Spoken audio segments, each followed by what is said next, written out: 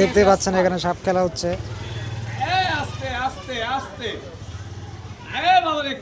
ইউটিউবে ছাড়ুন তো। এরকম ভাবে গাই গরুর ঠ্যাঙে পেঁচ মারিয়া গাই গরুর দুধটা এ হারামজাদা চুরি করে খাইয়া ভাই।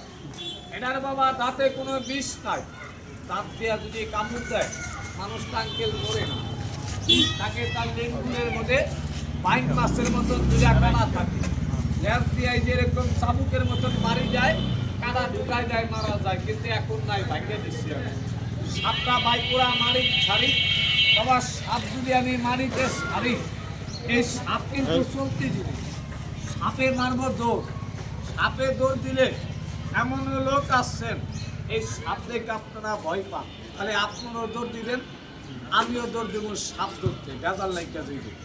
একটা দাগ দিয়া খেলা দেখায় যে দৌড় দিয়া সাপ দাগের বাইরে না যায়, ভালো করে আমি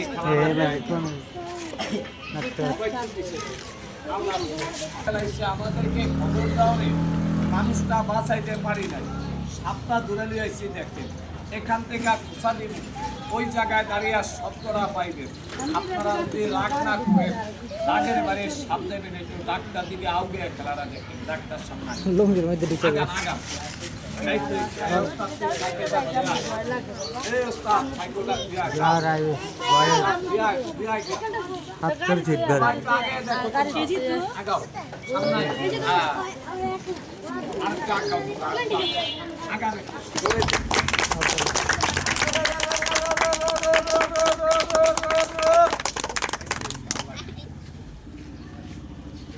আস্তে আস্তে ধীরে ধীরে কোরা লেগে যাবি সাপ তুই বেজির লগে, আর বেজি তুই সাপের মাথার মধ্যে একটা কামড় দিবি, আমনালে আমি তোরে মাছ খাইতাম না মুরগির চূড়া। এই বেজি একটু সাপের মধ্যে একটা কামড় মার সাপের মাথায়। এই আরাম দাদা কিরে কি হইলো, এদিকে ধর কামড় দে। কারণ আছে ওই তলে ভাইয়া, এই যে সাপটা দেখতেছেন এটা কিন্তু দাঁড়ায় সাপ, দুধরার সাপ। এই দাঁড়ায় সাপের মাথায় এরকম ফনা না, এই কারণে বেজিয়ে ধরে না। যেগুলায় ফনা তুলে, ওই ফনা তুলে যদি বাবা সাপে কয় ফুস, বেজিয়ে মনে মনে দুর্গন্ধে তারে মনে হয় গালাগালি করতেছে, এই তখন দুলাইনিরা মারামারিরা ঝগড়াটা লাইগা যায়। আমি ওই ফনালকে দেখাই, এই যে এই বাচ্চাতে যারা মানুষটা কামড়িয়া মারছে, মাটির ঘর থেকে ডিম সুদ্ধা করছি, দেখতে দেখতে আনন্দ করে কইেন না যে ডাইরেক্ট মাইরা দেখাইতে, ডাইরেক্ট মাইরা দেখাইতে পারতাম না, একটু দূরের থেকে দেখবেন, যাতে সাপও না মরে, বেজিও না মরে, আপনাকে মনে আনন্দ লাগে, ভালো লাগে, 2, 4, 5, 10 টাকা দিয়ে। সত্য কথা যেটা, এই আটটা হিলিয়া এই ঝোলার প্যাডের লেগে আপনাকে খেলায় দেখাইতেছি, পেট না থাকলে দেখাইতাম না। তাহলে আমি মানুষ কামড়ে সাপটা বাই করে বলাবেন, আরেকটা তালিমার জোরে করবে।